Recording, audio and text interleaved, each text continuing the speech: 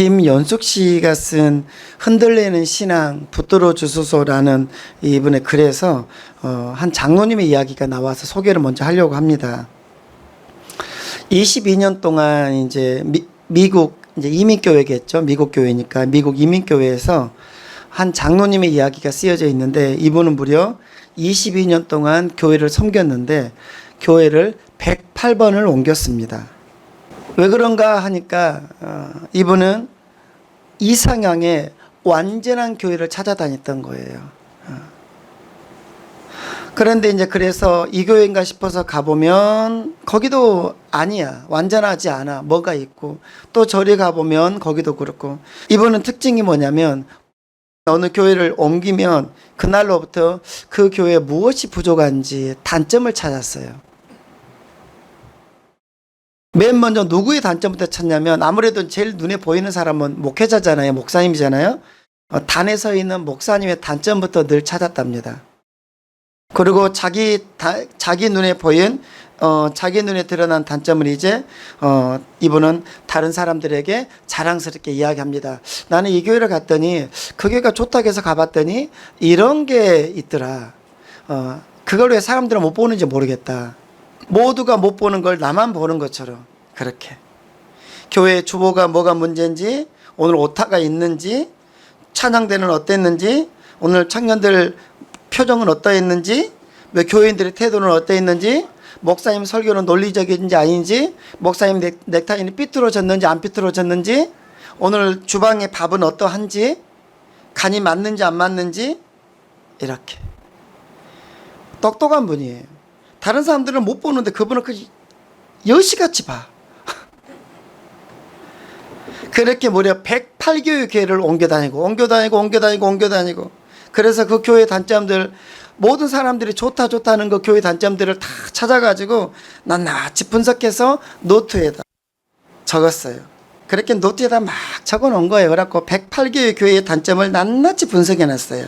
그런 걸 마치 보물처럼 간직하고 있었답니다. 글에 나오는 이야기 실제 이야기입니다. 이런 그 장로님이 이제 어느 순간 이제 돌아가셨겠죠. 병으로 죽게 되었는데, 문제는 뭐냐면 108교회 교회의 목회자들을 알고 있고 108교회 교회를 다녔던 이분의 이 장로의 장례식을 해줄 목회자가 한 분도 없었대요. 이유는 뭐였습니까? 이 장로님은 다닌 교회는 있었지만 섬긴 교회가 없었어요. 결국 어떻게 됐냐면 마지막 108번째 교회 목사님께서 이 사람을 그래도 불상 다해서 그분의 장례배를 집례해 주셨다는 이야기가 있습니다. 만일 이 사람의 천국에 이제 올라갔다면 주님 앞에 108개의 교회의 단점, 108개 교회의 목회자들의 단점을 주르륵 기록한 두툼한 노트를 하나님 앞에 딱 펼쳐 놓았다라면 우리 하나님 뭐라 하셨을까요? 여러분, 오늘날 많은 사람들은 완전한 이상향의 교회를 찾아요. 저도 그런 교회가 있었으면 목회해보고 싶습니다. 그런데 여러분, 결론부터 말씀을 드리면 이 땅에는 완전한 이상적인 교회는 한 개도 없습니다. 왜 그런지 아십니까? 교회란 어떤 곳이냐면 스스로가 죄인이라고 부족하다고 단점이 많은 사람이라고 고백하는 불완전한 사람들이 모이는 곳이거든요. 그래서 사람이 모여있다 보니까, 모두가 불완전한 사람들이 모여있다 보니까 어떻게든 사람의 냄새가 나더라는 거예요. 그래서 우리가 꿈꾸는, 우리가 이상향으로 찾고 있는 그런 완전한 교회는 세상에는 없어요. 우리는 그 교회를 언제 만나게 되냐면 죽어 천국에 가서 우리 하나님이 계시는 그곳에서 우리는 그것을 보게 될 겁니다. 이 땅의 교회는 저기 교회 좋다더라, 저기 교회 좋다더라. 가보세요. 직접 가서 많이 말고 3년 이상만 다녀보시면 거기도 어떤 이야기가 보여요. 대부분의 목회자들이 시도조차 해보지 않은 두 개의 교회가 하나 되는 것. 우리 교회가 그런 교회죠. 그래서 우리가 대부분의 목회자들이 해보지 않은 두 교회가 하나 되어 유해용 교회라는 이름으로 설립된 지 이제 2년째입니다. 오늘 그 감사주일이고요. 오늘 저는 우리 애원교회가 완전한 이상향의 교회는 못 되겠지만 될 수 없더라도 제가 꿈꾸는 교회는 따라서 하겠습니다. 든든히 서가는 교회. 예, 이걸 꿈꿉니다. 완전한 교회는 꿈꾸잖아요. 왜 그런지 아십니까? 제가 있어서 안 돼요. 여러분 모두는 완전할지 모르겠지만 제가 이곳에 있기 때문에 우리 교회는 완전한 교회는 못 될 겁니다. 왜요? 제가 단점 있는 사람이잖아요. 그래서 저는 감히 우리 애원교회가 모두가 찾고 있는 꿈꾸고 있는 완전한 이상형의 교회는 저는 꿈꾸지 않습니다. 그거 꿈꿀 수 없어요. 그러나 제가 꿈꾸는 건 뭐냐면 평안하여 든든히 서가는 교회는 꿈꿉니다. 저는 우리 교회가 그런 교회가 되었으면 좋겠어요. 설립주일을 맞이하여서 어떤 말씀을 성도들과 함께 나누고 나 스스로는 다시 도전받아야 될까 생각하다가 오늘 이 말씀을 여러분과 나누게 되는 겁니다. 오늘 본문은 9장 31절 딱 한 구절입니다. 짧은 한 구절의 말씀이지만 저는 오늘 이 말씀을 중심으로 우리 교회가 그러면 어떻게 하면 초대교회처럼 든든히 서가는 교회가 될 수 있을까 여러분과 세 가지로 짧게 생각해 보려고 합니다. 교회 생일인 오늘 우리 교회를 든든히 세워가는데 저와 여러분 우리가 함께 쓰임받기를 축복합니다. 첫 번째 따라서 하겠습니다. 환난을 이김으로. 예, 어떻게 하면 든든히 서가는 교회가 되는가라고 할 때 환난을 이기는 교회입니다. 오늘 본문에서 우리가 31절 첫 번째로 시작하는 단어, 우리가 관심을 가져야 할 단어는 첫 단어가 무엇이냐면 그리하여입니다. 그리하여. 이 단어, 그리하여라는 단어에 여러분 아시겠지만 이 단어는 앞에 어떤 사건들을 종합해가지고 결론적으로 말할 때 그래서 그리하여 이렇게 쓰는 단어가 바로 그리하여라는 단어입니다. 그러므로 이 단어의 뜻을 정확하게 알기 위해서는 앞에 무슨 사건이 있었는지부터 알아야 돼요. 예수님이 십자가에서 죽으시고 부활하신 후에 이제 40일 동안 이 땅에 계셨다가 하늘로 승천하셨죠. 그리고 승천하시고 예수님께서 약속하신 대로 이 땅에 무엇입니까? 우리 하나님께서 성령님을 보내주셨습니다.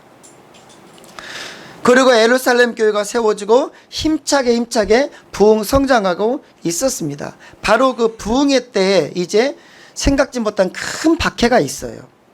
그 박해의 중심 인물에는 어떤 사람이 있냐면 사울이라는 청년이 있었습니다.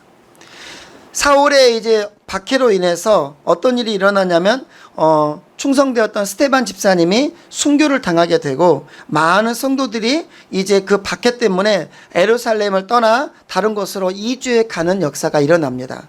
혼란스러웠겠죠. 하나님의 일에 맨 앞장서 가지고 충성되었던 이 스데반 집사님이 죽었단 말입니다. 교회가 얼마나 상심이 크고 얼마나 두려웠겠어요. 아마 많은 사람들의 생각에는 교회가 그 박해를 견디지 못하고 결국 모두 흩어져서 초대교회는 무너질 수 있을 거다라고 생각했을 것 같아요. 그런데 8장 4절을 보면 흩어진 사람들은 박해로 인해서 이곳저곳으로 예루살렘 교회를 떠나서 자기 교회를 떠나서 이곳저곳으로 흩어진 그 사람들이 두루다니며 뭘 했다고요?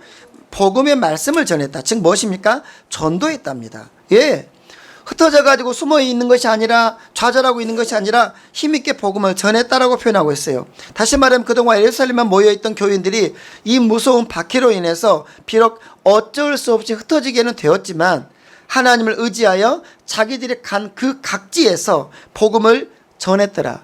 그 결과 교회가 오히려 더 어떻게 되었더라? 부흥하게 되었더라라고 성경을 쓰고 있습니다. 박해로 교회가 끝나지 않는가? 끝나버릴 것 같은데 라고 했는데 아니 오히려 어떻게 흩어져 가지고 더 넓게 교회를 성장시켰더라. 그리고 더 나아가 어떤 일까지 벌어집니까? 예, 그렇게 교회를 박해하는 데 앞장섰던 나쁜 사울이라는 청년 이놈이 어떻게 해요? 하나님의 은혜 가운데 역사 가운데 완전히 변화되어 가지고 그 자기가 핍박하던 예수를 오히려 반대로 믿는 놀라운 일이 벌어지는 겁니다. 자기가 핍박하던 예수를 이제 믿고 전하는 자가 되어버렸더라는 거예요.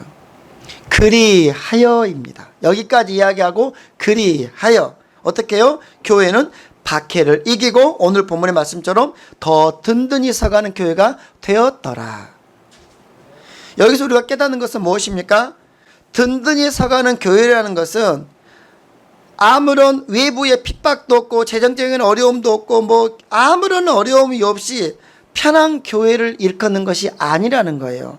든든히 서가는 교회는 그렇게 편한 교회가 아니라 오히려 어떻게 해요? 때로는 많은 환난과 어려움을 겪으면서도 그런 걸 만났으면서도 끝까지 믿음으로 이겨내고 승리하는 교회가 무엇이다? 든든히 서가는 교회다라는 이야기입니다. 이것은 마치 뭐하고 같냐면요. 곡식이 나무나 곡식이 강한 비바람이잖아요. 비바람 속에서 더 강해지는 것처럼 교회도 여러 환난과 어려움 속에서 더 든든히 서가며 더 강해진다는 것을 의미합니다. 그래서 아무런 어려움이 없다? 그러면 어떨 때는 교회가요 힘이 하나도 없을 수도 있어요. 여러 선배 목사님들의 간증을 그분들의 이야기를 들으며 제 스스로가 내리는 결론은 이겁니다. 이 땅의 그 어떤 교회도 그 어떤 사람도 각자에 맞는 환난과 어려움이 있더라. 그러므로 각자에 맞는 환난과 어려움 없이 성장하고 성숙하는 교회나 개인은 없더라. 이게 많은 선배 목사님들의 이야기를 통해 제가 정리한 저의 결론입니다. 모든 교회가 그들만의 광야를 만나게 되더라라는 이야기예요. 이건 가정도 마찬가지고요. 다만 그 환난과 어려움을 온 성도들이 하나 되어 기도와 믿음으로 이겨내는 교회, 여기서 갈라지는 겁니다. 환난과 풍파와 어려움이 없는 건 없는데 그런 것이 다가올 때 두 가지로 갈라지더라는 거예요. 교회가. 물론 가정도 그럴 거 개인도 그럴 건데 여기는 오늘 지금 교회 얘기를 하는 거니까 환난과 어려움이 다가오더라도 온 성도들이 하나 되어서 기도로 똘똘 뭉쳐 기도하고 믿음으로 이기는 교회. 이 교회는 오히려 뭐라고요? 그 환난으로 인해서 따라서 하겠습니다. 더욱 든든히 서가는 교회가 됩니다. 저는 우리 교회나 여러분의 가정이 이런 역사가 있기를 축복합니다. 조금만 어려움이 있으면 늘 넘어지고 믿음이고 뭐 예배고 삶이고 다 놔버리는 그런 나약하고 무너진 자들이 아니라 조금 어렵더라도 깡깡하게 서가지고 어떻게 해요? 자기 자리를 지켜가면서 더 든든해지는, 더 강해지는, 더 짱짱해지는 그런 사람 되기를 축복합니다. 세계적인 지휘자 토스카니라는 사람이 있죠. 19살 때 오케스트라에서 첼로를 연주했던 첼로스트였습니다. 그런데 어떻게 불행히도 이 사람이 시력이 너무 나빴대요. 그래서 악보가 잘 안 보이는 거예요. 그러다 보니까 자기 파트인 자기 악기인 첼로를 연주하기 위해서 모든 악보를 외워버려야 됐던 거예요. 왜냐하면 내 것만 외우면 안 되니까 오케스트라니까 다른 악기들이 어떻게 들어가는지를 외워야 내가 들어갈 수 있고 빠질 수 있기 때문에 모든 오케스트라에 있는 악기를 다 외우는 겁니다. 그래야만 자기 첼로를 연주할 수 있었던 거예요. 굉장히 힘들었겠죠. 그러나 그렇게 살았습니다. 시력이 그에게는 어려움이었던 거예요. 그런데 어느 날입니다. 오케스트라의 지휘자가 갑자기 몸이 아파서 중요한 지휘를 할 수가 없게 되었던 거예요. 모든 단원들 가운데 이제 임시로 지금 지휘자를 세워야 되는데 모든 악보를 전체를 알고 외우고 있는 사람이 이 사람밖에 없으니까 그럼 당신이 지휘자 하십시오 해가지고 그래서 땜빵 지휘자로 서게 됐던 사람이 토스카니입니다. 어떻게 해요? 예, 악보를 외우고 있으니까 보지 않고 지휘를 하는 겁니다. 청중 박수갈채를 보냈고 이 일로 이제 그 이후로 토스카니는 세계적인 지휘자의 반열에 오르게 됩니다. 여러분 식물이나 동물이나 인간 모두를 막론하고 고통을 이김으로 성장해 가는 거예요. 저도 아이들을 길러보니까요. 아이들이 심하게 아프면 막 감기가 심하게 앓았거나 심하게 아프고 나면 그 후에 부쩍 성장하는 것을 보게 됩니다. 지난 2년 돌아볼 때 우리가 이제 딱 만 2년이 되었네요. 22년 6월 첫째 주부터 우리가 함께 예배를 드렸으니까 횟수로는 3년째고 이제 만 2년이 왔는데요. 2년을 돌아볼 때 감사한 기억들이 참 많습니다. 그렇게 감사한 기억들도 많지만 때로는 고통스러운 기억들도 있었습니다. 왜 좋았던 기억만 있겠어요? 왜 행복했던 기억만 있겠어요? 그런데 때로는 고통스러운 기억들도 저에게 있지만 그 어려움의 시간들이 있었기 때문에 저도 그리고 우리도 함께 기도할 수 있었고 오늘 우리는 2년 전보다 이렇게 더욱더 많이 성장해 있음을 깨닫게 됩니다. 여러분, 믿음의 여정에서 우리 어려움 만날 겁니다. 우리 교회도 어려운 일도 있겠죠. 또 있을 겁니다. 왜 없겠어요? 사는 게 그거지. 믿음의 여정에서 어려움 만나더라도 담대하게 기도와 믿음으로 이기며 나아가는, 그래서 더욱 성장하는 우리와 여러분 되시기를 주님으로 축복합니다. 그리할 때 하나님은 그 환난을 통해서 이전보다 더욱 든든하게 우리의 가정과 여러분과 우리 교회를 더 세워주실 줄로 믿으시길 바랍니다. 두 번째, 따라서 하겠습니다. 주를 경외함으로. 첫 번째는 환난을 이김으로입니다. 어려움을 이김으로 든든히 서가는 교회가 되었고요. 두 번째는 우리 주님을 경외함으로 든든히 서가는 교회가 되었어요. 31절 중반전에 이런 구절이 나오죠. 주를 경외함과 성령의 위로로 진행하여 수가 더 많아지니라. 아멘. 여기서 주를 경외한다라는 것, 우리가 하나님을 경외해야 된다. 경외해야 된다는 단어 참 많이 쓰는데 이 주를 경외한다라는 뜻은 이렇게 세 가지 간단한 뜻이 있습니다. 이게 경외라는 건데요. 첫 번째는 어떤 뜻이냐면 경외라는 것은 하나님을 인격적인 존재로 인정하는 거예요. 뭐라고요? 하나님을 인격적인 존재로, 하나님을 추상적이거나 안 계시는 그런 가상의 존재로 여기는 것은 경외가 아닙니다. 그렇게 하나님을 섬기는 것, 그렇게 하나님 예배하는 것은 이건 경외가 아니에요. 하나님이 버젓이 계시는데 안 계시는 가상적인 사람처럼, 가상적인 존재인처럼, 추상적인 존재인 것처럼 여기면 안 된다라는 겁니다. 하나님은 여러분 지금도 살아계셔서 나와 함께하고 계시고 나와 대화가 가능한 인격적인 분이라는 것을 믿는 것이 바로 무엇이다? 경외라는 겁니다. 즉 뭐예요? 하나님은 지금도 살아계셔서 우리를 다스리고 계시고 나의 모든 신음소리와 나의 고통과 내 기도를 듣고 응답해 주신다는 것을 믿는 겁니다. 이걸 믿고 이런 하나님, 살아계신 하나님을 그래서 존경과 아울러 두려움 가운데 섬기는 것, 이게 무엇이라고요? 이게 경외라는 겁니다. 이런 성도, 하나님이 지금도 살아계셔서 나와 상의하기를 원하신다라고 이걸 믿고 하나님을 섬기는 성도는 자신의 삶의 문제를 그 하나님과 구체적으로 상의하게 될 겁니다. 하나님과 상의한단 말이에요. 뭘 통해서요? 기도라는 걸 통해서. 여러분, 이건 이런 이야기입니다. 우리 지금 부모님이 살아계세요. 살아계시는데 그분을 안 계신 것처럼 투명인간 취급하고 그분이 안 계신 것처럼 자신의 문제를 그분과 부모님과는 단 한마디를 상의하지 않고 내 마음대로 결정한다면, 누구랑 결혼하려고 그래. 그런데 다 잡아놓고 결혼식 날짜 통보해 주는 거야. 엄마, 몇 월 며칠 날 어디로 오세요. 저 누구랑 결혼합니다. 얼굴도 못 봤어. 그거 한마디 상의를 안 해요.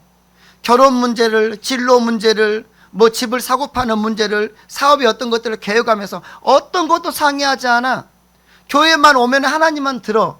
그리고 저문을 열고 나가면 하나님은 안 계시는 것처럼. 이 시대 많은 성도들이 얼마나 하나님을 경외한다고 하는데 하나님을 투명인간 취급하는 것처럼 없는 분 취급하면서 지들 멋대로 사는지 모르겠어요. 문제가 있다고 하는데, 가정에 문제가 있고 지금 미래에 문제가 생겼고 지금 문제가 터졌는데도 불구하고 혼자 하나님이 안 계신 것처럼 혼자 그 문제를 껴안고 울고 불고 난리도 아니야. 하나님 그거 굉장히 싫어하세요. 똑같은 이야기라니까요. 아버지가 살아계시고 어머니가 살아계시는데 자식의 문제가 생겼고 돈의 문제가 생겼고 건강의 문제가 생겼고 여러 가지 인생의 계획이 있는데도 불구하고 단 한마디를 상의를 안 해요. 그 부모님과. 그리고 문제 터지고 나서 누구 죽어버리고 나서 결혼식에서 이제 그때서 처음으로 신부 얼굴, 며느리 얼굴, 사위 얼굴 보여준다고 생각해봤어요. 부모가 기분이 좋겠냐고요, 안 좋겠냐고요. 이 시대 근데 대부분의 성도들이 하나님을 그렇게 섬겨요. 뭐처럼? 추상적인 존재처럼, 가상적인 존재인 것처럼. 그분은 나와 대화도 못하는 분, 그분은 절간에 있는, 그렇게 있는 그런 것처럼 그러고 섬겨요. 그러면 그건 경외가 아닙니다. 그건 따라서 하겠습니다. 하나님 무시하는 겁니다. 하나님 굉장히 싫어하십니다. 싫어한 걸 떠나서 불쾌해하십니다. 여러분, 부모를 부모로 인정하지 않고 지 멋대로 사는 자식들과 뭐라고 부릅니까? 불효자식이라고 하죠. 불효자식이라고 합니다. 이 시간 불효 성도들이 얼마나 많은지 몰라요. 여러분은 그러지 않기를 바랍니다. 두 번째, 경외라는 건 뭐 어떤 거냐면, 그래서 그 살아계신 하나님을 인정하면서 하나님을 그래서 높여드리는 거예요. 주님은 우리를 구원하시고자, 우리 예수님은 우리를 구원하시고자 스스로 낮추고 낮추셔서 이 땅에 오셨습니다만, 주님은 그렇게 오셨습니다만, 우리는 그 주님을 낮추거나 무시하면 안 돼요. 주님은 우리를 살려야 됐기 때문에 이 땅에 가장 어린 자로 가장 비천한 모습으로 이 땅에 낮추셔서 세상에 오셨습니다만, 그래서 우리도 그분을 낮추거나 무시하면 안 된다는 거예요. 하나님은 그 무엇과도 비교할 수 없는 분으로 높이는 것, 그 어떤 것과도 비교할 수 없는 분으로 섬기는 것, 이게 경외라는 거예요.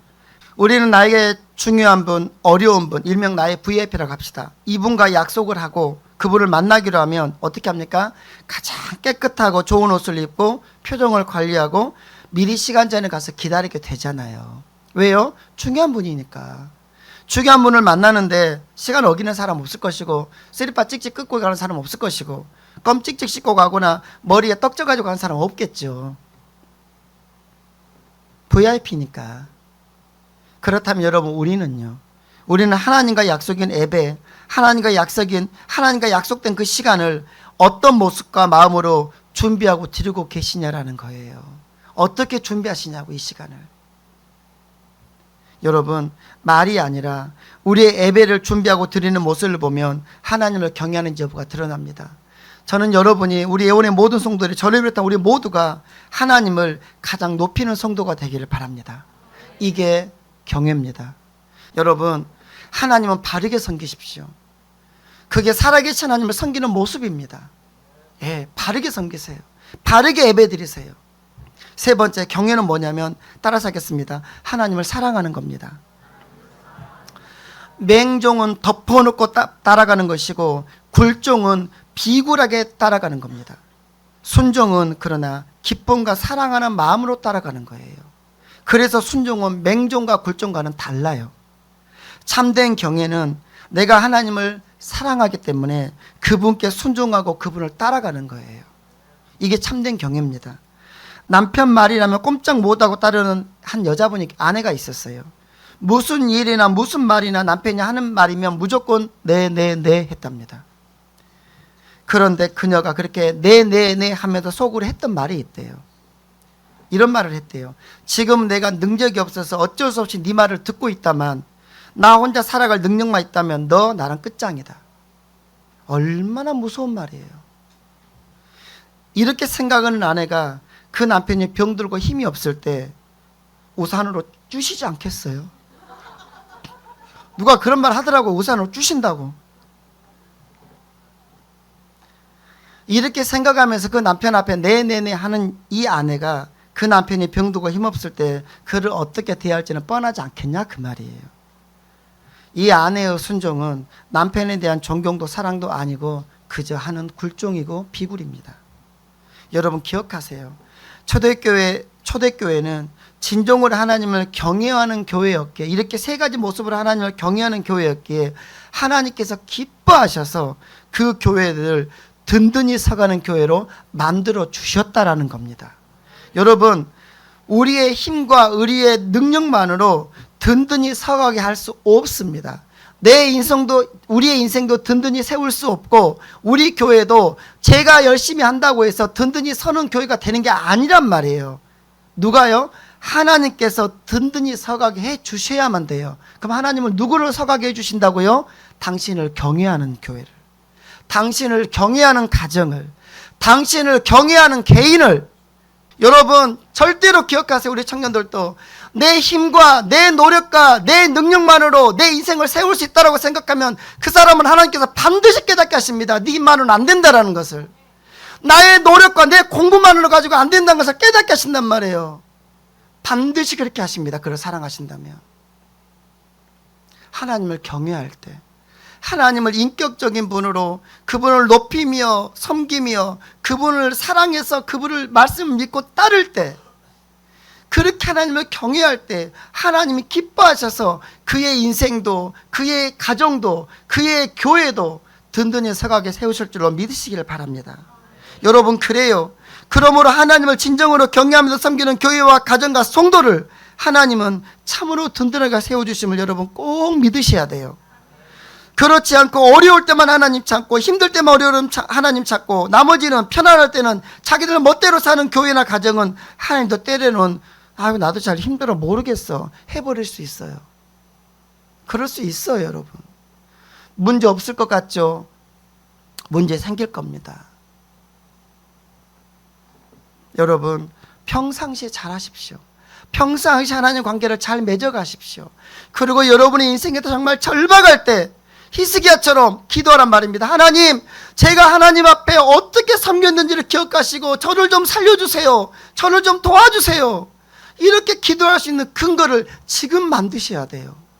평상시에는 좋을 때에는 자기들 먹고 살만할 때에는 튕겨튕겨 놀러 다니고 어디 가버리고 어디 가버리면서 그리고 인생에 절박할 때 아무것도 하나님께 내놓을 것 없고 빈손 들고 하나님 저 좀 살려주세요 이런 모습 마시고요. 아이가 문제가 생겼고 건강에 문제가 생겼고 재정에 문제가 생겼고 부부에 문제가 생기고 여러 가지 문제가 생길 때 하나님 저 최선을 다해도 주님을 섬겼고 경외했는데 하나님 이번에 저를 좀 살려주셔야 되겠습니다라고 하나님 앞에 간절하게 이야기할 수 있는 여러분 되시기를 바라요.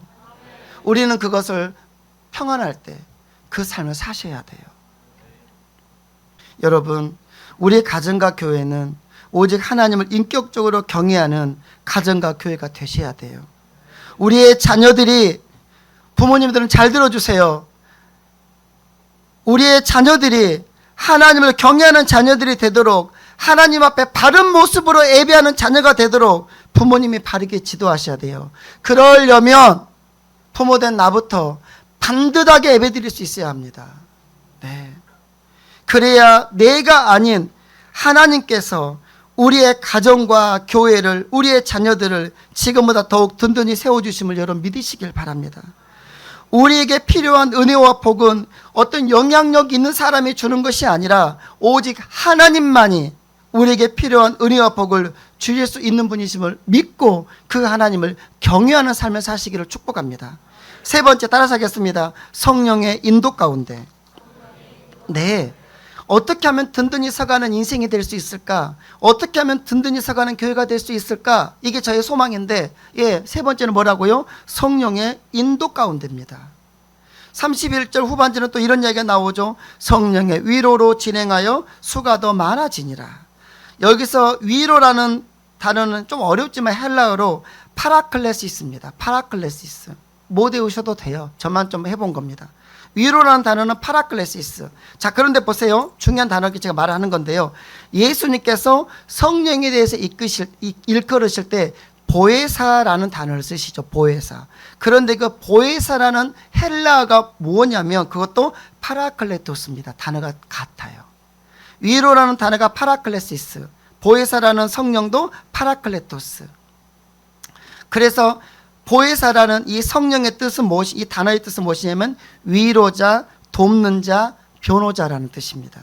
몇 가지 뜻이 되어 있겠지만 그러므로 쉽게 말해서 성령님은 우리의 위로자이시고 우리의 돕는 자라는 의미가 됩니다. 언제나 우리 옆에 계셔서 우리의 신앙생활뿐만 아니라 여러분의 모든 삶을 친히 지도하시면서 때로는 위로하시고 때로는 격려하시고 때로는 변호해 주시면서 우리를 이끌어 주신 분이 누구시다? 그분이 성령님이라는 분입니다. 성령님. 과거 우리 한국은 오랫동안 월드컵 본선에 진출했지만 16강을 한 번도 못 들어갔잖아요. 그런데 어떤 감독? 히딩크라는 감독을 역임한 후에 선수들은 그가 시키는 방법대로 훈련을 했고 그가 인도하는 작전대로 순종했더니 결국 2000년에 어떤 일이 벌어졌습니까? 4강에 들어가 버렸죠. 그때가 끝이야. 근데 그 이후로 지금까지 한국 축구 위상은 점점점 계속 추락했고 급기야 이번엔 어떤 일까지 벌어졌습니까? 이번 24년 파리 올림픽에 우리 한국 축구 들어가요? 못 들어가요? 탈락했죠. 지금까지 9회 연속 올림픽에는 출전했던 나라가 우리나라입니다. 9회 4하고 36년 동안. 근데 이번에 올림픽 진출 역사가 이번에 끊어져 버린 거예요. 저는 이걸 보면서 감독이나 이번에 그래서 감독 말이 많았잖아요. 감독이나 코치 영향력이 얼마나 큰지를 저는 이번에 그걸 보고 깨달았어요. 그런 의미에서 여러분, 우리 성령님은 우리의 신앙생활뿐만 아니라 여러분의 모든 삶을 승리로 이끄시는 최고의 감독이시고 최고의 코치이심을 믿으시기를 바랍니다. 이분이, 이 성령의 뜻이 바로 감독이자 코치라는 뜻이기도 합니다. 그러므로 우리는 어떻게 되는 겁니까? 여러분이 우리 인생에서 승리하기를 원한다면, 우리 교회도 든든히 서가는 교회가 되기를 원한다면 답은 분명히 나와 있습니다. 그게 무엇입니까? 우리는 그저 우리의 감독 되시는 성령님이 지시하신 대로 잘 순종하고 그의 인도하는 대로 따라만 가면 승리하게 될 줄로 믿으시기를 바랍니다. 그런데 여러분, 더 놀라운 사실은 뭔지 아십니까? 더 은혜로운 사실이, 히든크와 같은 인간 감독은 언젠가는 떠난다라는 거예요. 예, 언젠가는 계약기간 끝나면 떠나요. 지금도 우리에게는 없잖아요, 히든크는. 예. 그런데 성령님은 어떻게 해요? 우리 성도들과 영원히 함께 계심을 여러분 믿으셔야 돼요. 절대로 그분은 떠나지 않으세요. 내가 진정 원하기만 하면 영원히 나와 함께하며 우리를 돕고 우리를 바른 길로 인도하시는 우리의 가장 위대한 감독이 되심을 여러분 믿으시길 바랍니다. 그래서 요한복음 14장 16절에 이렇게 말씀합니다. 내가 아버지께 구하겠으니 그가 또 다른 보혜사, 성령님이거든요. 또 다른 보혜사를 너희에게 주사 영원토록 너희와 함께 있게 하시리니. 예, 영원토록입니다. 여러분, 성령님이 영원히 여러분과 함께 계시면서 여러분을 코치하신다고 생각해 보세요. 얼마나 든든하겠어요. 얼마나 힘이 납니까?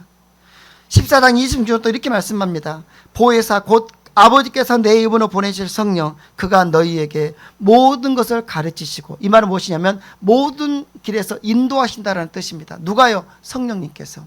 성령님께서 여러분의 모든 인생의 길을 이끌어 주심을 믿으시기를 바랍니다. 그러므로 여러분, 우리의 할 일은 분명합니다. 여기까지 여러분이 깨닫는다면 우리 할 일은 무엇입니까? 오직 성령의 가르침과 인도를 따라 순종하고 따라가면 되는 겁니다. 그러면 승리할 수 있어요. 예. 그러면 든든히 설 수 있습니다. 바울은 그래서 갈라디아서 5장 16절에서 이렇게 말씀합니다. 너희는 성령을 좇아 행하라. 그리하면 육신의 욕심을 이루지 아니하리라. 성령을 좇아 따라가란 말입니다. 그리하면 육체의 욕망을 이기고 신앙생활에 승리할 뿐 아니라 성령의 열매를 맺게 된다는 겁니다. 여러분, 내 힘과 내 노력으로, 내 의지로는 성령의 열매 맺을 수 없고, 그리고 어떻게 하는 겁니까? 승리할 수 없습니다. 그러나 우리가 늘 성령을 초청하며 성령의 인도를 따르기를 여러분이 결단하면서 말씀을 쫓아 살아간다면 우리 인생은 승리할 수 있는 인생이 되는 줄로 믿으시기를 바랍니다.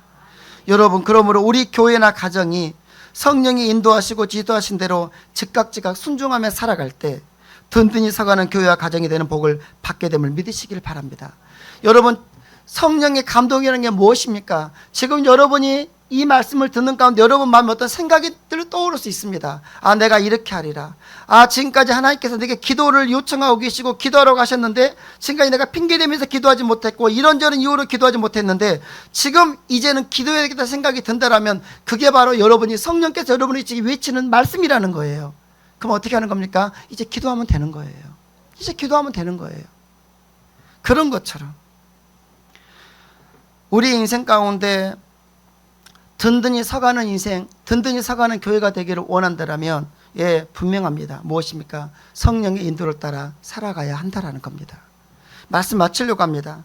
저는 올 한 해 우리 교회와 가정들이, 우리의 가정들이 모든 면에서 더욱 든든히 서게 되기를 지금 기도하고 있습니다. 그리고 하나님께서 친히 이 일을 이루시기를 원한다는 감동을 늘 주십니다. 제가 늘 그런 기도합니다. 하나님, 우리 성도들 이 성도 이렇게 세워주세요라고 할 때 하나님이 저에게 주시는 감동은 내가 너보다 그 가정을 더 세우고 싶단다라는 감동이라는 거예요. 예, 얼마나 감사한지 모르겠어요. 내가 문목사 너보다 네가 기도하고 있지만 내가 네 기도와 네 마음보다 내가 너희 교회와 너희 성도들의 가정과 그들의 일터와 사업장을 더 세우고 싶단다. 믿으시길 바랍니다. 그럼 우리에게는 하나님이 그 마음을 갖고 계신다면 우리에게 할 일은 하나입니다. 그것이 무엇입니까? 오늘 세 가지를 우리가 해야 되는 겁니다. 그게 뭐예요? 초대교회처럼 든든히 서가는 교회와 가정이 되기 위해서는 첫 번째 어떻게 합니까? 어떤 어려움이나 고난이 있든지 늘 기도하며 믿음으로 이겨내야 된다는 거예요. 좌절하지 말라는 겁니다. 예배를 하나님과 거리하지 말라는 겁니다. 따라서 하겠습니다. 좀 제가 너무 극단적인 발음일지 모르겠지만 주일 예배는 아프면 엎혀서라도 옵시다. 예. 여러분 이런 마음가짐으로 주의를 섬겨야 돼요. 아프면 저는 청년 때 뭐라고 배웠냐면 기어서라도 오라고 하더라고요. 목사님은 그러지 않으셨고요. 어느 책에서 그렇게 써놨더라고요. 근데 충격이었어요. 근데 그게 맞았어요. 어떻게 해요? 기어서라도 오래요. 뭐는요? 주일 성수는 하랍니다. 어떤 어려움이나 고난이 있더라도 여러분 반드시 기도와 믿음으로 이겨내야 합니다. 그래야 설 수 있어요. 두 번째는 뭐였습니까? 하나님을 경외하는 삶을 살아야 돼요. 세 번째는요, 성령님이 인도하시고 지도하시는 대로 즉각 순종하며 살 수 있기를 바랍니다. 이렇게 우리가 살아갈 때 하나님께서 우리보다 더, 내 바램보다 더 우리를 든든히 세워주실 줄로 믿으시길 바랍니다. 우리 교회와 여러분의 인생에, 여러분의 가정에 이런 복이 임하기를 주님으로 축복합니다. 기도합시다.